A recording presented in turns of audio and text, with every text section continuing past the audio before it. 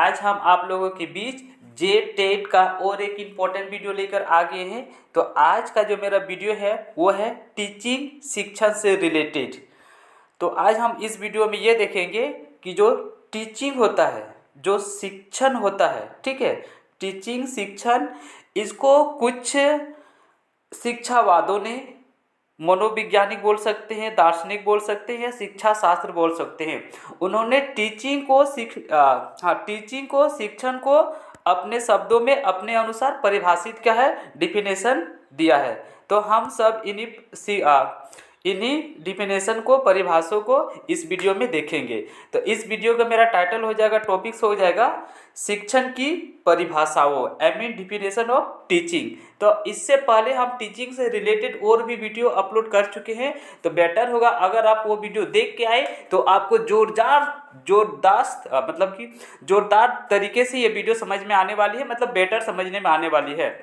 अगर आप लोगों ने वो वीडियो नहीं देखी है तो भी ये वीडियो आपको समझ में आ जाएगी, उसके लिए कोई टेंशन लेने की ज़रूरत नहीं है।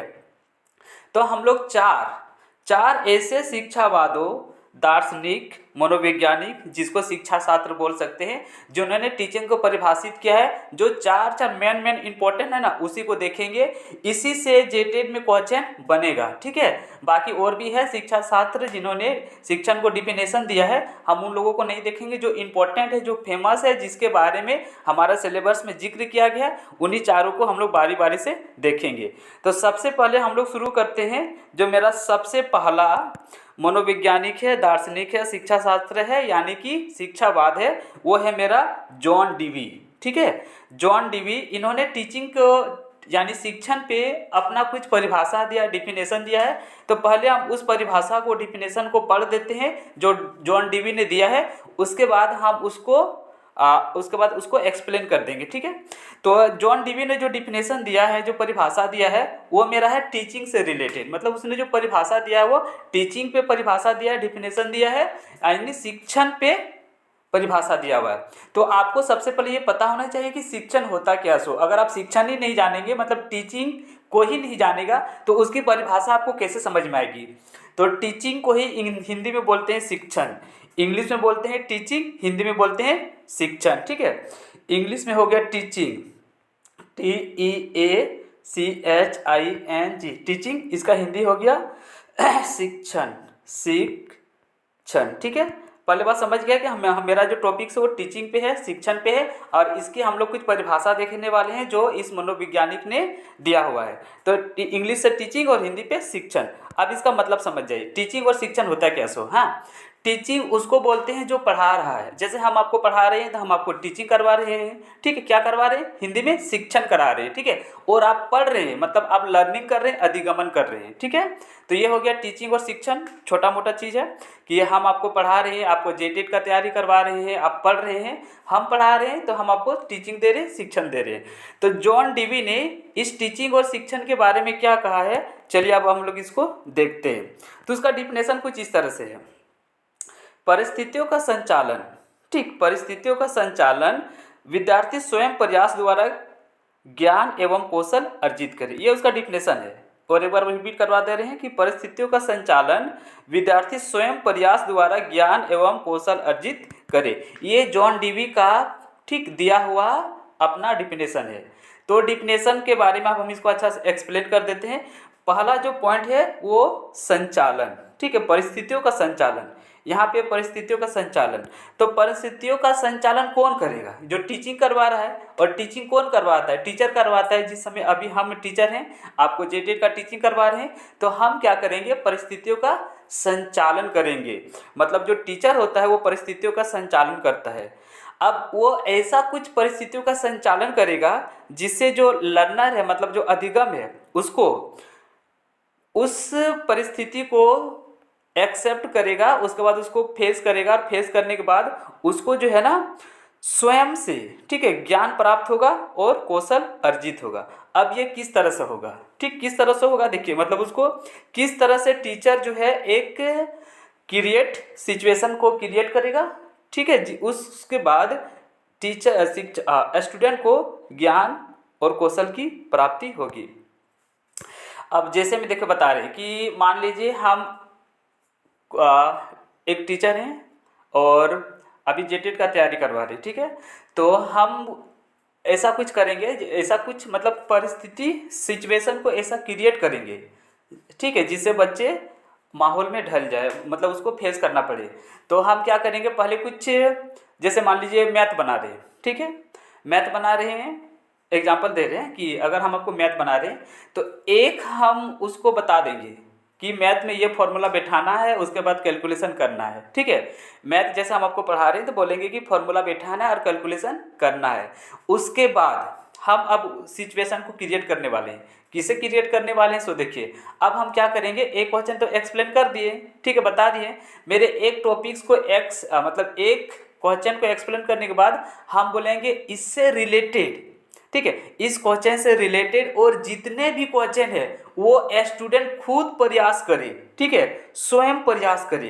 इस तरह से हम एक सिचुएशन को क्या किए, क्रिएट किए। एक बताने के बाद बाकी बोलेंगे बच्चा तुम खुद से ट्राई करो, कोशिश करो, ठीक है। अब बच्चा खुद से कोशिश करेगा, खुद का दिमाग लगाएगा खुद, ठीक है। इसमें बहुत सारा बच्चा दिमाग लगाने के बाद कोई सक्सेस भी होगा, कोई अनसक्सेस होगा, मतलब कोई फेल भी हो जाएगा, मतलब दोबारा ऐसा करने नहीं सकेगा, और कोई कर भी लेगा। तो जो कर लेगा वो ज्ञान को हासिल कर लेता है, अपने द्वारा कौशल को अर्जित कर लेता है। और जो नहीं कर सका, ठीक है, वो फिर से प्रयास करेगा, रिपीटेशन करेगा। तो हम उसको अभी भी नहीं बताएंगे, बोलेंगे फिर से तुम प्रयास करो, अगेन एंड अगेन ट्राई, ठीक है, फिर से ट्राई करो। अब वो 2 बार ट्राई करेगा, 3 बार ट्राई करेगा, 4 बार ट्राई करेगा, 5 बार ट्राई करेगा। मान लो fail fail fail fail fail fail होते जाए, वो सक्सेस नहीं हो सक रहा है, मतलब हम जैसे बताएं वो उसको नहीं बना पा रहा है। तो एक कहावत तो सुनी होगी, failure is the pillar of success, ठीक है, असफलता ही सफलता का कारण है। तो हम यहाँ पे इस सिचुएशन को क्रिएट करेंगे। अब जो लड़का बार बार असफल हो रहा है, लेकिन वो बार बार क्या कर रहा है, कोशिश कर रहा है। और इसमें देखिए क्या होता है कि पहले एक बार गलती किया, ठीक है, अब दोबारा तो वो गलती तो नहीं करेगा, तो एक नया चीज़ सीखा कि हमको ये गलती तो नहीं करना था। फिर तीसरा बार जब कोशिश करेगा तो 2 बार जो गलती कर चुका है उसको वो फिर से रिपीट नहीं करेगा। फिर चौथा बार ट्राई करेगा तो जो 3 बार गलती कर चुका है वो अब उस गलती को नहीं करेगा। मतलब हर एक कोशिश में, हर एक ट्राई में तुम्हारे अंदर एक सक्सेस, मतलब एक सही पॉइंट, एक सही नॉलेज, एक सही ज्ञान अर्जित कर चुके हैं, है ना। तो इस तरह से जब वो लास्ट सब अपना जितने भी उसके अंदर की जो कमजोरियां है, गलती है, जब उसको सब खत्म हो जाएगा तब लास्ट में वो क्या हो जाएगा, सही हो जाएगा, ठीक। तो इस तरह से वो बच्चे सही कर सकते हैं। लेकिन इसमें बच्चे को हौसला नहीं खोना है, उम्मीद नहीं खोना है, सही हो जाएगा। और उसके बाद भी अगर बच्चे नहीं सकते हैं तो हम उसको बता देंगे, एज ए टीचर हम उसको एक्सप्लेन कर देंगे, ठीक है, कि देखिए यहाँ पे तू मिस्टेक कर रहा था। हम उसके मिस्टेक को, गलती को पकड़ लेंगे और बता देंगे कि देखो यही पॉइंट है जहाँ पे तुम फंस गया, जिस वजह से तुम इस क्वेश्चन को सॉल्व नहीं कर सका और बाकी बच्चे सॉल्व कर लिए, ठीक है। तो इसमें इसके दौरान क्या होगा, बच्चा की 4 बार 5 बार 6 बार खुद से प्रयास करेगा, जिसको बोलते हैं स्वयं प्रयास, है ना। तो इसी का स्वयं प्रयास से वो कितने सारे, अगर फेल हो गया तो भी, और अगर पास हो गया, मतलब कि बनाने में सक्सेस हो गया, क्वेश्चन को सॉल्व करने में, ठीक है, सक्सेस हो गया, या फिर अनसक्सेस हुआ तो भी बहुत सारा ज्ञान अर्जित कर लिया, और अगर सक्सेस हो गया तो भी बहुत सारा ज्ञान अर्जित कर लिया। तो इसी को बोलता था, इसी डिफिनेशन को दिया है जॉन डीवी ने टीचिंग के बारे में, है ना। इसका और एक एग्जांपल हम बता सकते हैं कि आप जानते हैं कि जो बल्ब का आविष्कार किया था, ठीक, जो बल्ब का आविष्कार किया था, वो बल्ब की खोज किया था वह 999 बार, ठीक है, 999 बार असफल रहा था। उसके बाद 1000वें प्रयास में वो सफल हुआ था बनाने में। तो इस तरह से उसने खुद से ऐसा क्या बोलते हैं, सिचुएशन क्रिएट किया था, जिससे वो बहुत सारे ज्ञान को हासिल कर सका। और हर एक प्रयास में हर एक असफलता, मतलब हर एक कमजोरी बोलो, वीकनेस बोलो, ठीक है, वीक पॉइंट बोलो, वो दूर होता है। इसीलिए आपको कोशिश करते रहना, प्रयास करते रहना है। इससे आप बहुत ज़्यादा सीखिएगा, टीचर से भी ज़्यादा सीखिएगा, मतलब जो टीचर बताएगा उससे आप बेटर सीखिएगा। तो ये हम ऐसा उदाहरण दिए, ऐसा पॉइंट दिए जो जॉन डीवी ने कहा है, उसी को एक्सप्लेन कर दिए कि जो भी टीचर होते हैं वो ऐसा परिस्थिति, सिचुएशन को क्रिएट करे जिसके बाद बच्चे खुद उसमें प्रयास से ज्ञान एवं कौशल को अर्जित करे। इसके बाद सेकंड एग्जाम्पल हम दे सकते हैं एग्जाम का, ठीक है। एग्जाम का उदाहरण दे सकते हैं कि जब हम एग्ज़ाम लेते हैं, मान लीजिए हम कोई टेस्ट लिए, ठीक है, स्कूल पे लिए चाहे कोचिंग पे लिए, जेटेट का ही मान लो टेस्ट लिए। अब जेटेट का पढ़ा रहे हैं तो जेट का ही उदाहरण देते हैं कि मेरे कोचिंग में मान लीजिए 100 बच्चे जेटेट का एक बार टेस्ट दिए, 150 क्वेश्चन आता है, ठीक है, 2.5 घंटा का, जिसमें आपको टेस्ट दिए। अब हर बच्चा का एक जैसा तो नंबर नहीं आएगा, किसी का 68 आया, किसी का 75 आया, किसी का 80 आया। हाँ, अब उसको ज़रूरत है और भी मेहनत करने का। हम उसको क्लास प्रोवाइड करा रहे हैं, टीचिंग मटेरियल प्रोवाइड करा रहे हैं, एसटीडी शिक्षण प्राप्त करा रहे हैं, मतलब टीचिंग दे रहे हैं। अब वो क्या करेगा, घर में जाके उसी टीचिंग को खुद से, मतलब बोलते हैं स्वयं से टीचिंग करेगा, स्टडी करेगा, रीड करेगा और याद करेगा, ठीक है। उसके बाद इस तरह से वो ना प्रैक्टिस करेगा। तो हम एक ऐसा सिचुएशन क्रिएट कर चुके हैं, अब वो भाग नहीं सकता है, ठीक है। भागेगा तो उसका और भी नंबर कम हो जाएगा, मतलब उसको फेस करना ही पड़ेगा, है ना। तो इस तरह से वो क्या होगा कि उसको बार बार पढ़ेगा पढ़ेगा पढ़ेगा। अब उसके अंदर ना एक जोश जुनून जज्बा क्रिएट हो जाता है कि नहीं, अब हमको टेस्ट में अगला बार लाए थे 68, तो इस बार 68 से ज़्यादा लाना है तो लाना है, किसी भी हाँ हमको जे टेट क्वालिफाई करना है तो करना है, वरना 10 साल गया, क्योंकि अभी जो वैकेंसी आई है वो 10 साल बाद लेके आई है झारखंड सरकार। तो टीचर क्या किया, वो मेरे पास टेस्ट देने आया, पढ़ने आया, हम उसको पहले 2-4 टॉपिक्स बताए, उसके बाद उसको उसके अंदर की कमियां बता दिए कि देखो तुम अभी 68 पे ही रुका हुआ है, तुमको 90 क्रॉस करना है, जब तक 90 क्रॉस नहीं करेगा तुम्हारा जेटेट निकलने वाला नहीं है। तो हम उसका वीक पॉइंट को पकड़िए, फिर उसको बताइए। अब बोल रहे हैं कि तुम्हारा एक ही इलाज है, तुम उसको प्रैक्टिस करो, पढ़ो, मेहनत करो, बाकी सपोर्ट हम टीचर दे रहे हैं। तो इस तरह से अगर वो बार बार प्रैक्टिस करेगा प्रैक्टिस करेगा प्रैक्टिस करेगा प्रैक्टिस करेगा तो वो डेफिनेटली, ठीक है, 101% बोल सकते हैं क्वालिफाई कर जाएगा, वो 90% नंबर ले आएगा। तो इस बार का मतलब इसको अब वो 90 नंबर लाने के चक्कर में, ठीक है, अपने आप को क्वालिफाई करने के चक्कर में 4 बार उस टॉपिक्स को पढ़ेगा, 5 बार पढ़ेगा, 10 बार पढ़ेगा। अब 5 बार पढ़ा मतलब स्वयं से 5 बार रीडिंग किया, ठीक है। तो स्वयं से देखिए वो अब पढ़ रहा है और स्वयं से ज्ञान को क्या कर रहा है, अर्जित कर रहा है, कौशल अपने ओर अर्जित कर रहा है। तो इससे क्या होगा कि वो बहुत सारे ज्ञान को स्वयं ही अर्जित करेगा, कौशल करेगा। इसके बाद हम और भी एग्जाम्पल दे सकते हैं, जैसे कि कोई बच्चा है, हम स्कूल में जैसे एक्टिविटी कराते हैं, है ना, वो फिजिकल एक्टिविटी होता है, मेंटल एक्टिविटी होता है, दोनों तरफ से एक्टिविटी होता है। तो बहुत सारे बच्चे एक्टिविटी के माध्यम से बहुत ज़्यादा सीखता है ना। एक्टिविटी में बच्चे को मज़ा भी आता है, इतना एंजॉय करता है, इतना मज़ा आता है और उससे वो ज़्यादा सीखता भी है, ठीक है। कि अगर टोटल 20 बच्चा है, 20 बच्चा में मान लो एक बच्चा का मन नहीं है, ठीक, वो एक बच्चा सीखना नहीं चाहता है कि कैसे दौड़ा जाता है सो, लेकिन अगर 15 बच्चा 19 बच्चा दौड़ेगा, उसको देखेगा, ठीक, तब हम देखिए यहाँ पे उसको दौड़वा रहे हैं, मतलब एक्टिविटी करवा रहे हैं, रन करवा रहे हैं, ठीक है। कोई भी एक्टिविटी करवाइए, इससे जरूरी नहीं, रन करवाओ, जंपिंग करवाओ, मेंटल के लिए करवाओ, ठीक है, ब्रेन टेस्ट का एक्टिविटी लो, ठीक है, कोई भी एक्टिविटी लेंगे तो उसके बाद वो खुद देखेगा। हमेशा क्रिएट कर चुके हैं सिचुएशन, ठीक है, कि दौड़वाने का रन करवा रहे हैं, रनिंग करवा रहे हैं, मतलब गेमिंग करवा रहे हैं, जिसको बोलते हैं खेलकूद मेथड, ठीक है। इस मेथड से, प्ले मेथड से हम उसको टीचर जो है खेलकूद मतलब एक्टिविटी वाला मेथड से समय क्या बोलते हैं सिचुएशन को क्रिएट कर रहे हैं। अब 20 में से मान लो 15 बच्चा, 18 बच्चा, 19 बच्चा दौड़ेगा, आएगा, फर्स्ट आएगा, सेकंड आएगा, थर्ड आएगा, ठीक है। अब उसको जो फर्स्ट आएगा हम उसको मोटिवेशन करेंगे, उसके लिए सबसे पहले क्लैप बजाएंगे, ठीक है। उसके बाद उसको शाबाशी देंगे, सब बच्चों के सामने उसका तारीफ करेंगे। अब जो बैठा हुआ बच्चा था ना, वो सोचेगा काश ये ताली मेरे लिए भी रहता है ना। अगली बार वो क्या करेगा, ना चाह कर भी सोचेगा नहीं हम भी ट्राई करेंगे, हम भी कोशिश करेंगे, हार गया तो हार गया, जीत गया तो नाम होगा, है ना। तो अब उसमें देखिए वो फिर से दौड़ना पर शुरू करेगा। हम उसको टीचिंग करवा दिए, शिक्षण करवा दिए से मतलब सिचुएशन को क्रिएट कर चुके हैं। अब वो उसको भाग नहीं सकता, फिर दौड़ेगा, भले वो फेल हो जाए, लेकिन अब वो जैसे दौड़ेगा तो उसको ये शिक्षण मिलेगा कि दौड़ना कैसा है और फर्स्ट आना है, रैंक आना है, फर्स्ट आना है, सेकंड आना, थर्ड आना, इस तरह से हम उसको क्रिएट करवाएंगे। तो ऐसा सिर्फ फिजिकल पे नहीं, मेंटल पे भी अप्लाई होता है।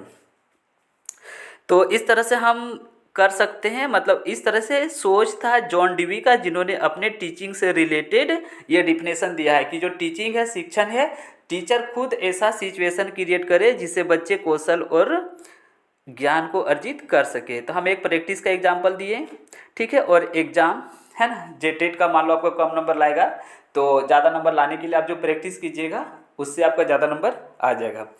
तो ये था, हम एक्सप्लेन कर चुके हैं कि परिस्थितियों के अनुसार किस तरह से जॉन डीवी ने बताया है कि ज्ञान और कौशल को हासिल किया जा सकता है। अब इसके बारे में हमको लगता है आपको समझ में आ गया होगा, तो इसके बाद कुछ हम एक दो पॉइंट देख लेते हैं। ये पॉइंट है जॉन डीवी का दिया हुआ, अभी जो हम बताए वो खुद से बता रहे थे, उसका डिफिनेशन को आपको समझा रहे थे। तो जॉन डीवी का मानना था, ठीक, जॉन डीवी जानते हैं कौन है, मनोवैज्ञानिक बोल सकते हैं, दार्शनिक बोल सकते हैं, ठीक है, शिक्षा शास्त्र बोल सकते हैं, छात्रवाद बोल सकते हैं, जो भी था सो। शिक्षक का काम केवल, अब देखो जो टीचर का काम है केवल है ज्ञान देना नहीं है। ऐसा नहीं हिस्ट्री का लेक्चर जैसा खाली भाषण मारो, ठीक है, मुगल काल पढ़ा रहे हैं, खाली पढ़ाते जा पढ़ाते जा पढ़ाते जा और बाकी बच्चा सो रहा है, पंखा खावा खा रहा है, ठीक है।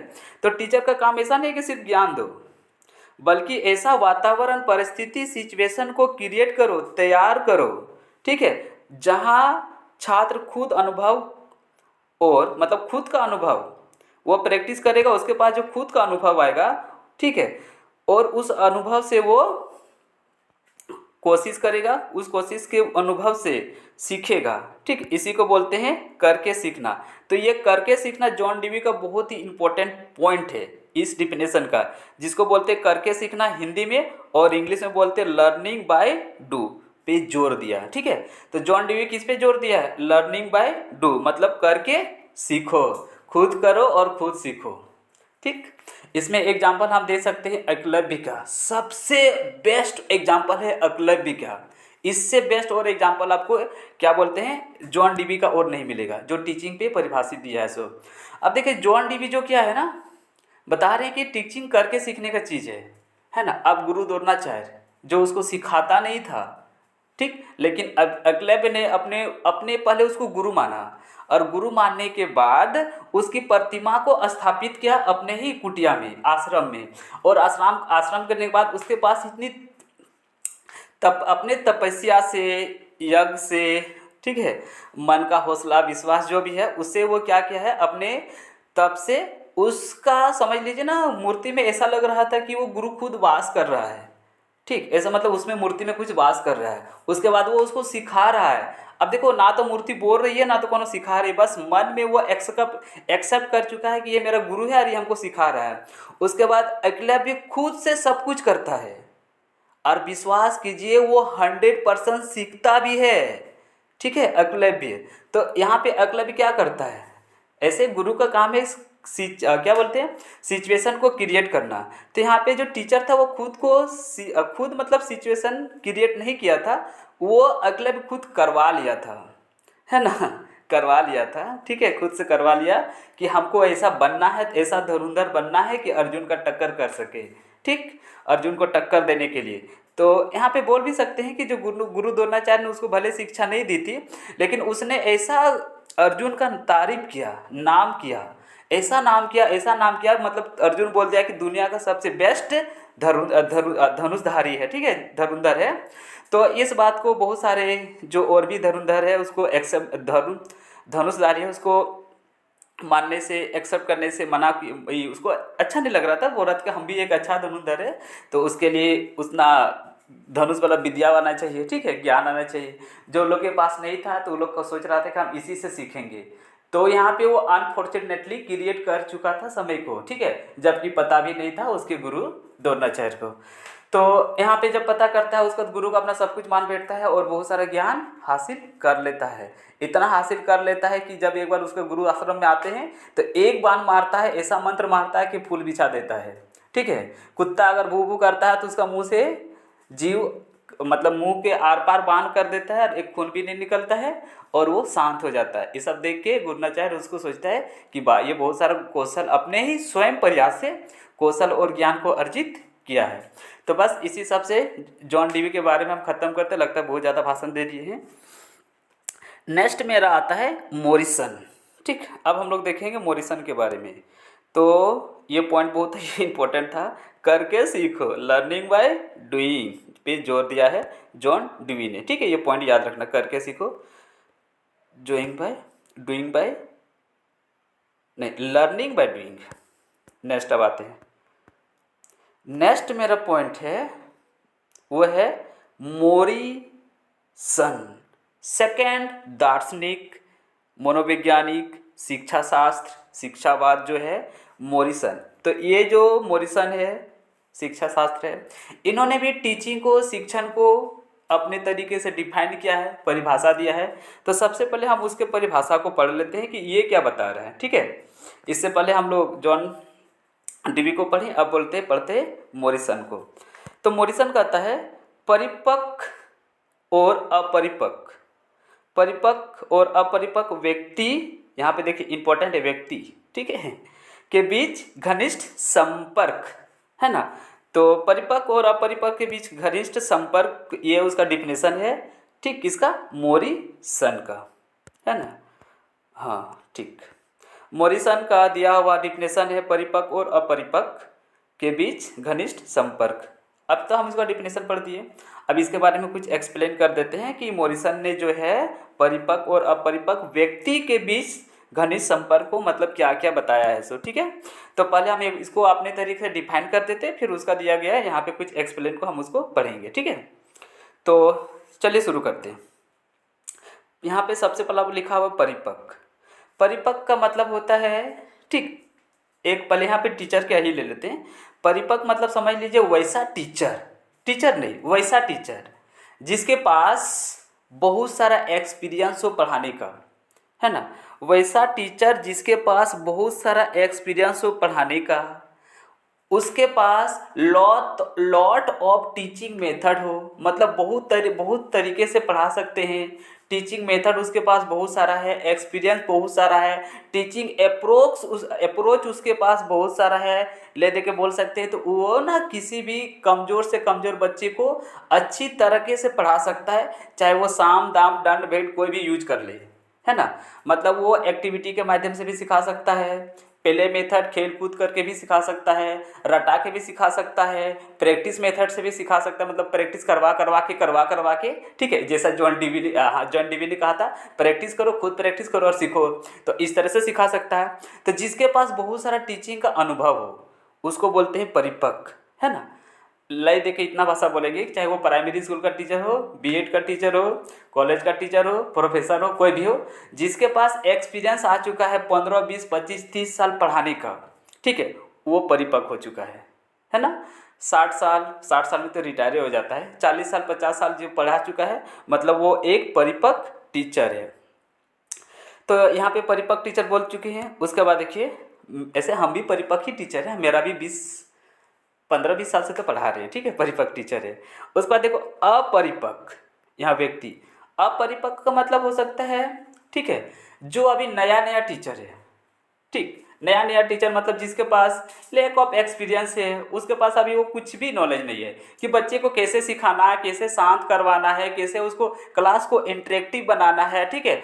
वो अभी पॉजिटिव तरीके से ही पढ़ाता है, बच्चे जैसे तैसे हल्ला भी करते हैं, उसको समझ में नहीं आता है, खुद बोलते बोलते उसकी मतलब खुद क्वेश्चन में ही वो समझ में नहीं आता कि हमको अब आगे बताना क्या है, सब जिसको बोलते हैं फंस जाना, ठीक है। अब उसके पास लैक ऑफ एक्सपीरियंस नहीं है, पढ़ाने का तरीका नहीं पता है कि अब हम कौन सा तरीका अप्लाई करें जिससे बच्चा सीख सकता है। कि पढ़ाते पढ़ाते ऐसा होता है कि कुछ नया चीज़ अपने से क्रिएट करना पड़ता है जो वो कर नहीं पाता है, जिस वजह से फंस जाता है। और उसका कभी बात जो एक्सपीरियंस नहीं, उसके पास लैंग्वेज भी ठीक से नहीं रहता है कि कैसे बात करे, तू तमार भी बोल देता है, जब बच्चा गुस्सा आ जाए टीचर तो थप्पड़ भी लगा देता है, ठीक है, टेंशन वो ज़्यादा आ जाता है। तो इसको बोलते हैं, जिसके पास ज़्यादा एक्सपीरियंस नहीं है उसको बोलते हैं अपरिपक्व। तो यहाँ पे परिपक्व मतलब फ्रेशर टीचर बोल सकते हैं, जिसको आम भाषा में बोलते हैं हम लोग, ठीक है, अंडर ट्रेनिंग टीचर, है ना। अपरिपक्व मतलब अंडर ट्रेनिंग टीचर, और परिपक्व का मतलब जॉब वाले टीचर जो जॉब कर रहे हैं, जिसके पास एक्सपीरियंस आ गया है। परिपक्व मतलब जॉब टीचर, और अपरिपक्व मतलब अंडर ट्रेनिंग टीचर, जो अभी ट्रेनिंग कर रहा हो या उसके अंडर में हो। यहाँ पे अब अगर आपको ये बात समझ में नहीं आए तो परिपक्व का मतलब जो टीचर है, और अपरिपक्व मतलब कि स्टूडेंट, छात्र बोल सकते हैं, क्योंकि छात्र अभी भी वो सीख ही रहा है। तो इसके बीच में ना रिलेशनशिप होता है, घनिष्ठ संबंध होता है, ठीक है, जिसको बोलते हैं टीचिंग लर्निंग प्रोसेस, ठीक है। टीचर स्टूडेंट के बीच में संवाद होगा, एक इंटरेक्टिव एक्टिविटी होगा, ठीक है, बातचीत होगा, उसी को बोलते हैं।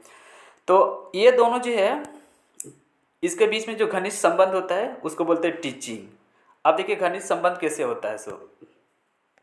अगर कोई अगर कोई टीचर अंडर ट्रेनिंग वाला टीचर है ना, अंडर ट्रेनिंग वाला टीचर, अपरिपक्व वाला टीचर, वो जब पढ़ा रहा है तो पढ़ाते पढ़ाते बच्चे को पढ़ाने सकेगा नहीं सही से, क्योंकि उसके पास अभी नॉलेज कम है। तो वो क्या करेगा, जो परिपक्व वाला टीचर है ना, जिसको बोलते हैं जॉब टीचर, वो उसको मतलब वो इससे हेल्प लेगा। अपरिपक्व वाला टीचर परिपक्व वाला टीचर से हेल्प लेगा कि देखिए ये सवाल हम यहाँ पे बना रहे थे, फंस गए तो बच्चा को बताने नहीं सके, तो वो उसको हेल्प कर देगा कि उसको एक्सप्लेन कर देगा, बता देगा। और दूसरा दिन या फिर बाद में वो टीचर खुद जाके फिर वहाँ पे बच्चे को पढ़ाएगा कि ऐसे करना था। ठीक, तो इस तरह से इसके बीच में घनिष्ठ संबंध होता है, मतलब दोनों के बीच में जो डिफरेंस है वो बहुत अच्छा, डिफरेंस नहीं बोल सकते, जो रिलेशनशिप है वो स्ट्रांग होता है ना। तो इसी को बोला है जॉन मॉरिसन ने, इसके बारे में अपना डिफिनेशन दिया हुआ था कि जॉब वाले टीचर और अंडर टीचर ट्रेनिंग के बीच में घनिष्ठ रिलेशनशिप होता है, संबंध होता है। अब हम यहाँ पे इसके उसको कुछ व्याख्या कर देते हैं। बोल रहा है कि जो परिपक्व टीचर होता है जैसे हम शिक्षक मान सकते हैं, है ना, और जो अपरिपक्व जिसको हम छात्र मानेंगे, यहाँ छात्र मान सकते हैं या फिर अंडर ट्रेनिंग टीचर भी मान सकते हैं। ठीक है, क्योंकि अभी 100% वो टीचर बना नहीं है, एक तरह से छात्र ही है ना। अभी हम जैसे किसी एग्जाम्पल दे रहे हैं बीएड का टीचर, तो नाम का तो वो टीचर हो चुका है, लेकिन वो अंडर ट्रेनिंग टीचर है। कॉलेज के लिए वो अभी भी स्टूडेंट है, कॉलेज जाएगा तो बोलेगा स्टूडेंट है ना, जब स्कूल पढ़ाने जाएगा तब टीचर हो गया। तो इसके बीच में देखो शिक्षण वो प्रक्रिया है। अब शिक्षण मतलब टीचिंग वो प्रक्रिया है जिसमें एक अधिक अनुभवी, ठीक है, यहाँ पे लिखा एक जो होता है अधिक अनुभवी होता है। अधिक मतलब उसके पास ज़्यादा एक्सपीरियंस है, जिसको बोलते हैं परिपक्व। परिपक्व के मतलब उसके पास परिपक्व है, ज़्यादा अनुभव है। और एक कम अनुभवी जिसको बोलते हैं अंडर ट्रेनिंग टीचर। ठीक है, इसके पास लैक ऑफ एक्सपीरियंस है, अनुभव है, कम अनुभवी है, के व्यक्तित्व को विकसित करने के लिए उसके साथ सीधे संपर्क में आता है। देखो यहाँ पे लिखा है, यहाँ पे व्यक्तित्व को विकसित करने के लिए, ठीक है, उसके साथ सीधे संपर्क में आता है। ये पॉइंट बहुत इंपॉर्टेंट है कि व्यक्तित्व को विकसित करने के लिए, किसको विकसित करने के लिए, व्यक्तित्व को। इसका मतलब समझिए, व्यक्तित्व को मतलब पर्सनालिटी को डेवलप करने के लिए दोनों एक दूसरे के सीधे संपर्क में आते हैं। और पर्सनालिटी डेवलप मतलब एक तरह का सोच डेवलप करना, क्रिएटिंग थिंकिंग को डेवलप करना, रीजनिंग को डेवलप करना। अब वो दोनों का कांटेक्ट में नहीं रहेगा तो तर्क वितर्क नहीं लगा सकेगा कि हमको टीचिंग में बच्चे को किस तरह से करवाना है, कब हमको ट्रिक बताना है, कब परिभाषा बताना है, किस तरह से याद करवाना है, वो उसके पास नहीं रहेगा। तो इसीलिए वो दोनों एक दूसरे के क्या रहते हैं, सीधे संपर्क में रहते हैं, है ना। तो व्यक्ति तो मतलब वही हो गया, ठीक, अपने अंदर सुधार करना। जो कम अनुभवी है वो अपने अंदर सुधार करेगा, ठीक है, किसके हेल्प से, जिसके पास अधिक अनुभवी वाला टीचर है उसके हेल्प से। और वो धीरे धीरे 1 2 3 दिन 4 दिन 5 दिन हफ्ता, मतलब 2-3 साल तो लग ही जाता है। 2-3 साल में वो सारे के सारे अनुभव अपने और धीरे धीरे आते रहेगा, ठीक है। तो ये बोला, उसके बाद उसका व्यक्तित्व में विकसित हो जाएगा। अब उसको समझ में आ जाएगा कि हम यहाँ पे फंस रहे हैं, तो भाई एक दिन पहले पढ़ के जाना होगा, मतलब डाउट को क्लियर करके जाना होगा, ताकि बच्चा के सामने हम बता सकें, मेरा मजाक ना उड़े, ठीक है। जिस प्रॉब्लम में फंस रहे हैं, जिस टॉपिक्स में फंस रहे हैं और जिस सब्जेक्ट में फंस रहे हैं, उसको पहले से घर से पढ़ के जाओ, तैयार होके जाओ, स्टडी करके जाओ, ताकि वहाँ पे फंसेगा नहीं। एक पॉइंट हो गया। उसका फिर भी मान लो भूल जाता है तो कॉपी में लिख लो, ठीक है, किताब में लिख लो, नोट बना लो, उसको देख के हेल्प करके उसको देख के हेल्प मिलेगा, उससे बात तुम बता सकता है। तो इतने सारे होता है। फिर किस तरह से एक्टिविटी कराना है, किस तरह से बच्चे को शांत रखना है क्लास में, क्योंकि आपको मारना नहीं है, पनिश करना है, पर थोड़ा बहुत पनिश करना है। इन सब सारे चीज़ों को जब वो सीख जाता है तो उसके व्यक्तित्व में, जो कम अनुभवी व्यक्ति था उसी का व्यक्तित्व में बहुत सारे चेंजेस आ जाता है, ठीक है। तो ये सारे चेंजेस किसके साथ, किस वजह से आया, क्योंकि वो अधिक अनुभवी के संपर्क में था, इसलिए। तो ये जॉन डीवी का था कि परिपक्व और अपरिपक्व टीचर जो होते व्यक्तित्व होते हैं, वो दोनों एक दूसरे के संपर्क में आते हैं। ये डिफिनेशन दिया था मेरा मॉरिसन ने, ठीक है। अब नेक्स्ट आते हैं हम लोग, जो डिफिनेशन दिया हुआ है गेज, ठीक। अब हम लोग पढ़ेंगे गेज के बारे में। किसके बारे में? थर्ड पॉइंट है एन.एल. गेज, ठीक है। तीसरा मनोवैज्ञानिक, शिक्षा शास्त्र, दार्शनिक जो है वो है मेरा गेज। गेज टीचिंग के बारे में, शिक्षण के बारे में क्या डिफिनेशन देते हैं वो देखिए। तो एन.एल. गेज, हाँ एन.एल. गेज, मतलब हम लोग खाली इसको शॉर्ट में गेज गेज बोलेंगे, ठीक है, आप समझ जाइएगा एन.एल. गेज का बात वो कर रहा है, ठीक है। तो गेज के अनुसार, मतलब किसके अनुसार? एन.एल. गेज के अनुसार। अब जो एन.एल. गेज है उसने शिक्षण को, टीचिंग को क्या परिभाषित किया है? शिक्षण किसी व्यक्तित्व पर पारंपरिक प्रभाव का एक रूप है जिसका उद्देश्य किसी व्यक्ति की शैली को आकार देना है, ठीक है। देखिए अब यहाँ पे हम इसका डिफिनेशन पढ़ दिए जो गेज ने दिया है।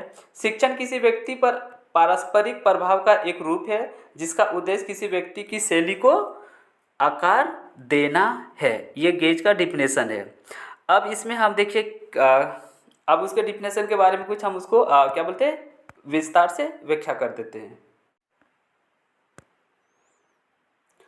तो गेज ने अपने इस शब्द से टीचिंग के बारे में, शिक्षण के बारे में क्या डिफिनेशन दिया है, अब इसको हम एक्सप्लेन कर रहे हैं, ठीक है। उसने टीचिंग को, शिक्षण को क्या कहा है, उसके अनुसार टीचिंग क्या चीज़ है, शिक्षण क्या चीज़ है, उसका डिफिनेशन किस तरह से तैयार किया है, सो देखिए। अब हमको कुछ इसको समझाने के लिए, ठीक है, गेज का डिफिनेशन को समझाने के लिए एक एग्जांपल लेते हैं, ठीक है। तो वो एग्जांपल हम कुछ इस तरह से लेते हैं। सो देखिए आपको दो एग्जांपल देंगे, हमको वो लगता है कि 100% समझ में आ जाएगा, ठीक है। सपोज डेट एक लड़का है, ठीक, वो अभी उसका पास जॉब नहीं है, तो जॉब से पहले उसके पास किस तरह से रहता था, किस तरह का वातावरण में रहता था, कैसा रहता था वो देखिए। जॉब से पहले उसके पास पैसा नहीं था, है ना, जॉब के पास उसके पास पैसा नहीं है, घर नहीं है ना, ढंग का कपड़े नहीं है, बंगला नहीं है, ठीक है, बहुत सारा प्रॉब्लम होता है। जो बेरोजगार है वो समझ सकता है कि कितने सारे प्रॉब्लम होती है, ठीक है। लड़का हो या लड़की जो अनजॉब है उसके पास कितने सारे प्रॉब्लम होती है, ठीक है। आप कहीं शादी में जाना तो ढंग का कपड़ा नहीं है, जब जेब में पैसे नहीं है, उसके बाद जेटेट का पढ़ाई करना चाहता है लेकिन कोर्स के लिए भी पैसे नहीं है, कितने सारे प्रॉब्लम होते हैं। लेकिन अब एक जॉब लग गया, ठीक है, कहता है ना, जब नौकरी मिलेगी तो क्या होगा, जिस्म पे सूट होगा, पाँव में बूट होगा, गोरी के हाथ में हाथ होगा। तीन चीज, पहले तो सूट आ जाएगा, जैसे वो सूट पहन के निकलेगा ना उसका पर्सनालिटी में डेवलप हो जाएगा। मतलब अब वो पहले जैसा क्या बोलते हैं फटा चिटा नहीं पहनेगा, पर्सनालिटी में डेवलप हो गया। फिर बूट पहन के जाएगा तो लगेगा एकदम हीरो आ गया है, झकास आ गया, ठीक है।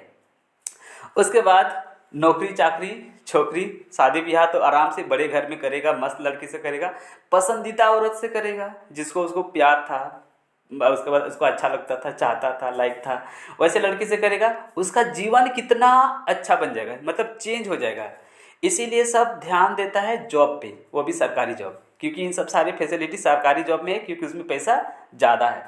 तो यहाँ पे जॉब लगने के बाद उसका पर्सनालिटी में चेंज हो गया। पहले वो खाने के लिए तरसता था और अभी उसको एक से एक वैरायटी फूड, स्वस्थ, हेल्दी, कॉस्टली खाना खाता है ना।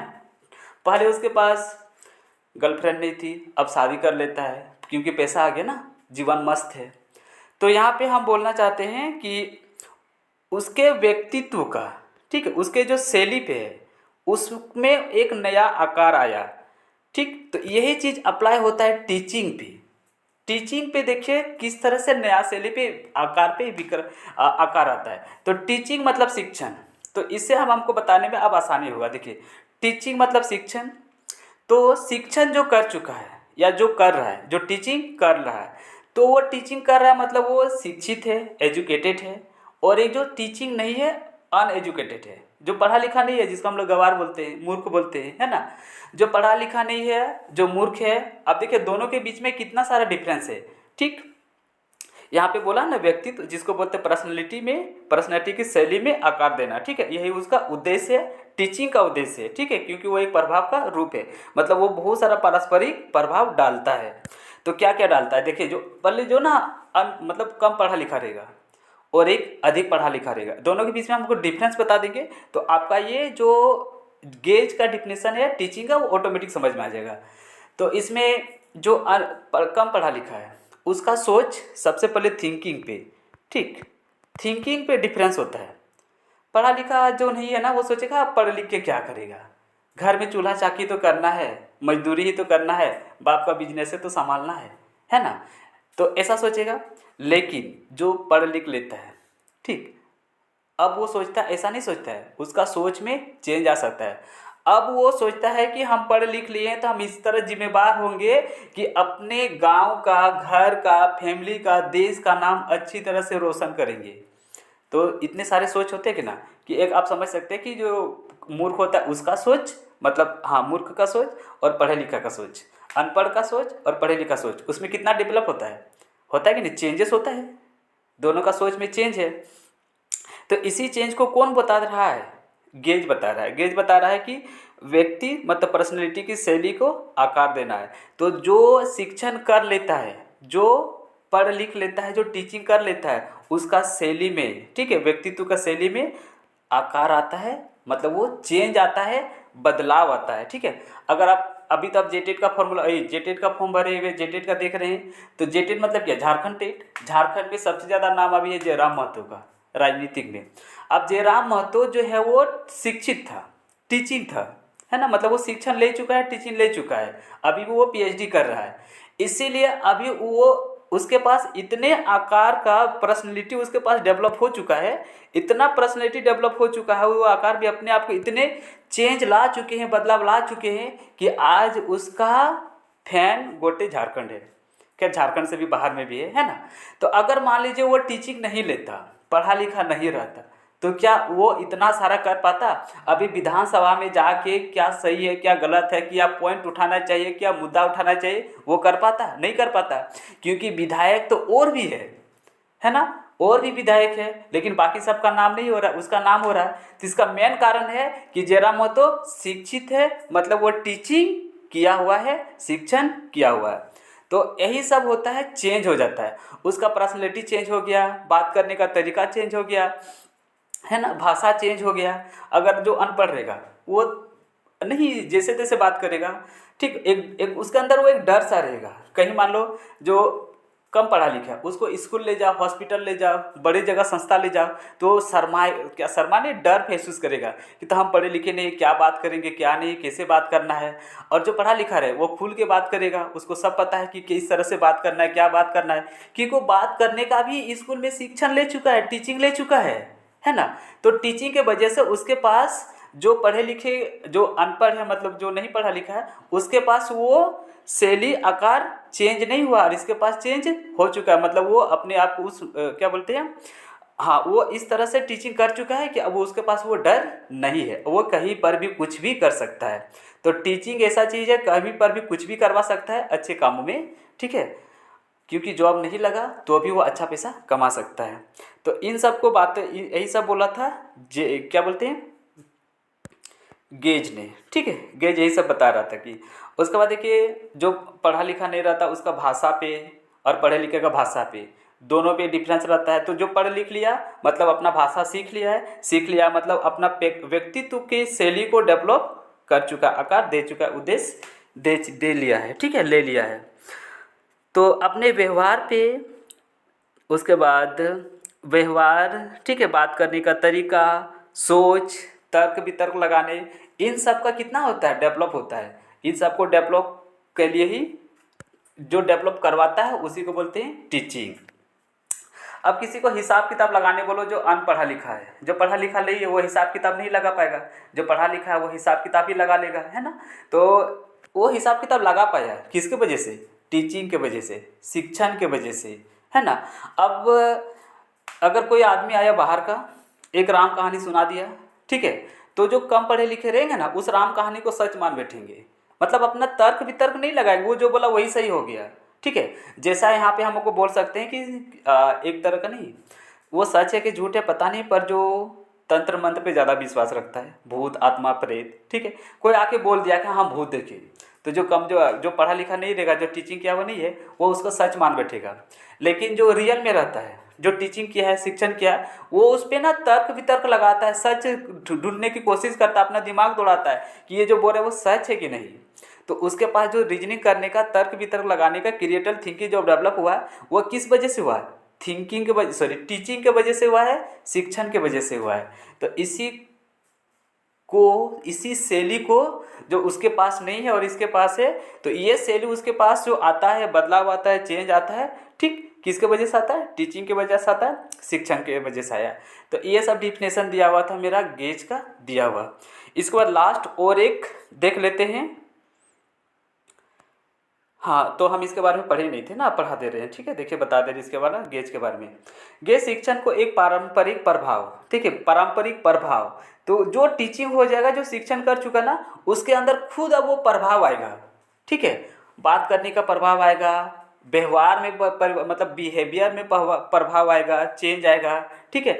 थिंकिंग में चेंज आएगा, उसके बाद रहन सहन में चेंज आएगा, उसका सोसाइटी में चेंज आएगा, उसका परिवार फैमिली में चेंज आने लगेगा, ऑल टू जेड चेंज होगा, धर्म को मानने में भी चेंज आने लगेगा, ठीक, क्योंकि उसके पास सही गलत का पता चलेगा। कोई उसको अब जल्दी से गिरा नहीं सकता है, हटा नहीं सकता है, तोड़ नहीं सकता है। जब वो आगे बढ़ेगा तो बढ़ते रह जाएगा।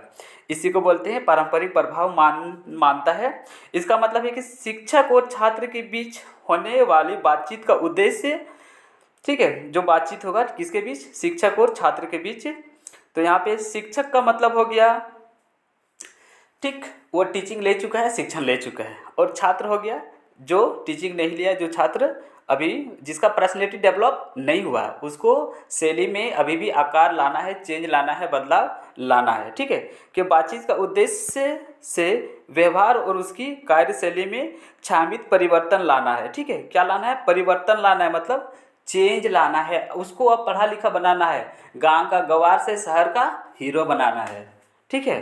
तो गांव का हीरो कब बनेगा? जब उसके पास टीचिंग आएगा, शिक्षण आएगा, तब, है ना। ऐसे एक मूवी का हमको याद आ गया, साजन चले ससुराल। जब गोविंदा साजन चले ससुराल में गांव में रहता था, तो उसके पास टीचिंग नहीं था, शिक्षण नहीं था। वो गांव जैसा कपड़ा पहनता था, बाल जैसे तैसे रखता था, जो मन से बोलता था, कैसे को कैसे बात करना कुछ भी पता नहीं था। जब वो शहर जाता है ना, तो जो वहाँ पे एक्ट्रेस है, हीरोइन है तप्पू, उसको क्या करता है, गांव का गंवार से शहर का हीरो बना देता है, ठीक है। उसका हेयर स्टाइल चेंज करवा देता है, ड्रेस चेंज करवा देता है, रहन सहन चेंज करवा देता है, सब कुछ क्या हो जाता है टीचिंग की वजह से। तो तप्पू वहाँ पे जो हीरोइन थी उसको टीचिंग करवा रहा था, शिक्षण करवा रहा था। उसी टीचिंग और शिक्षण के वजह से आज वो शहर का हीरो बन जाता है, ठीक है। तो इसी तरह का डिफिनेशन दिया है गेज के द्वारा। तो बड़े परिवर्तन में लाना या उससे बेहतर रूप देना। तो पहले जो था ना उससे भी बेहतर रूप दे देगा, ठीक। जयराम महतो का लीजिए, क्रांति से पहले, हाँ, वो उसको पहले कौन जानता था? कोई नहीं, मामूली सा टीचर था। लेकिन फिर वो टीचिंग आया, शिक्षण आया, समय आया, उसके बाद आज उसको पूरी झारखंड जानती है। तो ये सब था, डिफिनेशन दिया हुआ था गेज का। तो वीडियो बहुत लंबी हो रही है, इसलिए हम इसको छोड़ते हैं, आगे बढ़ते हैं बाबा जल्दी से, ठीक है। आगे मेरा है B.O. स्मिथ, ठीक है। देखो B.O. स्मिथ लिखा हुआ है, B.O. स्मिथ, पर हम खाली बोलेंगे स्मिथ, पूरा नाम बार बार क्यों लेंगे, ठीक है, स्मिथ। यही मेरा चौथा लास्ट है, ठीक है। इसके बाद मेरा खत्म हो जाएगा क्योंकि वीडियो ऑलरेडी बहुत लंबा हो रहा है। चलिए तब बढ़ते हैं।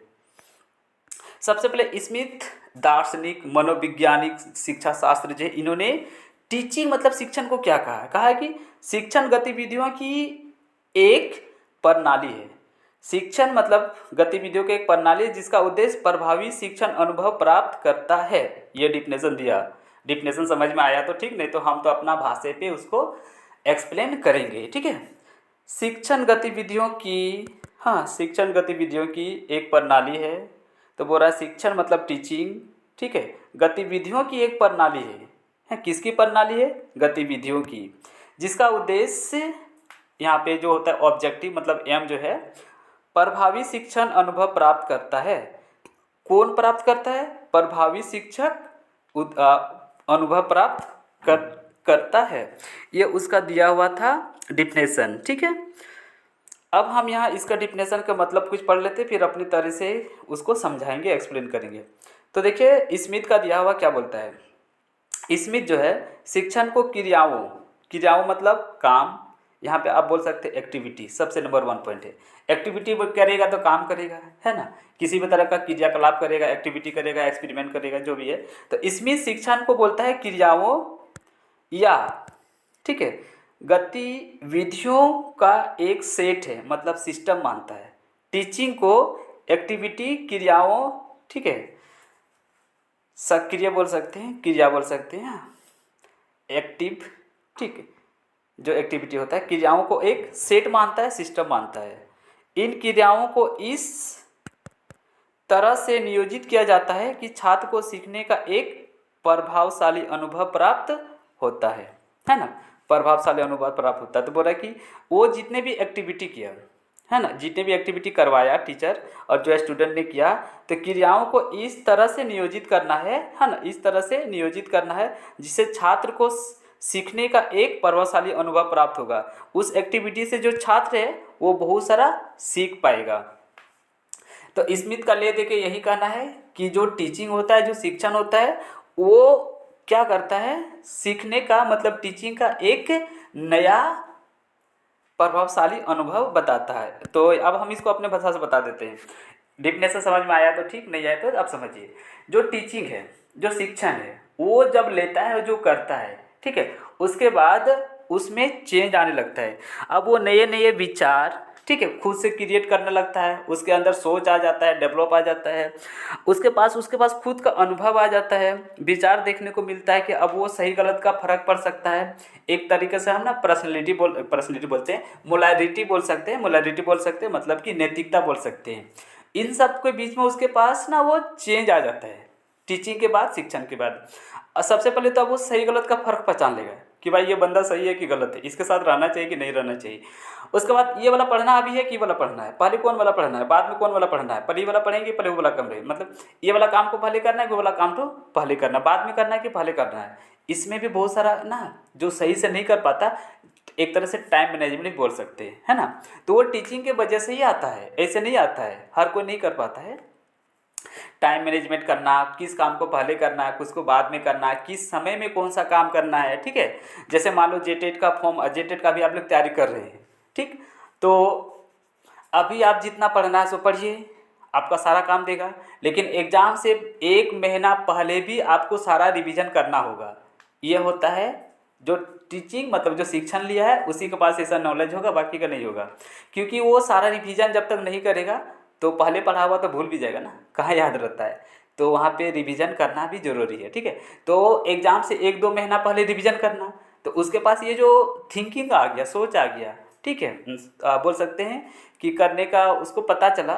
तो इस सब किससे उसको पता चलेगा कब क्या करना है सो। तो उसी तरह हमारा रियल लाइफ में भी होता है, जीवन में कब शादी करना है, ठीक है, कब बच्चे लेने हैं, कब जॉब लेने हैं, और जॉब नहीं लगा तो बिजनेस क्या करना है, सेकंड ऑप्शन क्या करना है। ये सब सारा का सारा सोच किसके आता है, टीचिंग की वजह से आता है, शिक्षण के बाद आता है।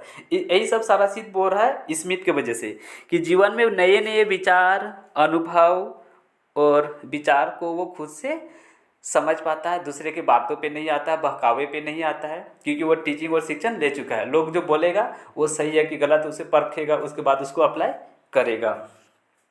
तो यहाँ पे हम इसका मतलब ये हो चुका है कि टीचिंग और शिक्षण का मतलब स्मिथ साहब का कहना है कि जो आपके मतलब कि पढ़ लिख जाने के बाद वो शिक्षित हो चुका है, उसके पास बहुत सारा प्रभाव अनुभव आ चुका है, ठीक है। तो इस सबको बोलते हैं, इसीलिए सबको बोला कि एक सिस्टम है, कैसा है, एक सेट है। टीचिंग क्या है, एक सेट है, गतिविधियों का सेट है, ठीक है, क्रियाओं का सेट है, मतलब कर करके सीख चुका है।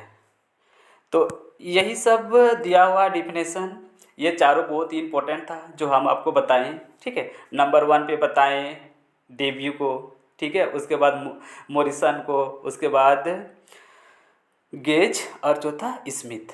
तो आई होप कि आपको ये वीडियो अच्छी लगी होगी। तो यहीं हम वीडियो आपको समाप्त करते हैं। तब तक के लिए बाय बाय, टाटा, नमस्कार, good night, happy nice day.